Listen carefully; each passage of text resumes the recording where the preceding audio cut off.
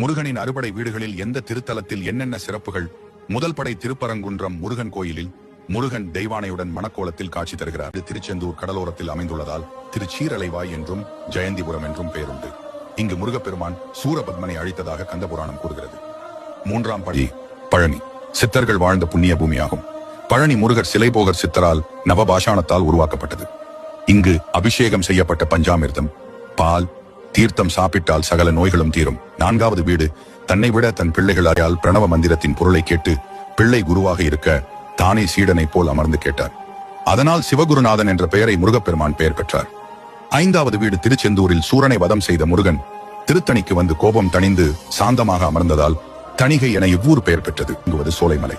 அவ்வை பாட்டியிடம் சுட்ட பழம் வேண்டுமா, சூடாத பழம் வேண்டுமா என்று கேட்ட முருகன், உலக வாழ்க்கைக்கு கல்வி அறிவு மட்டும் போதாது, இறையருள் என்னும் மெய்யறிவும் வேண்டும் என்பதை உணர்த்த திருவிளையாடல் புரிந்து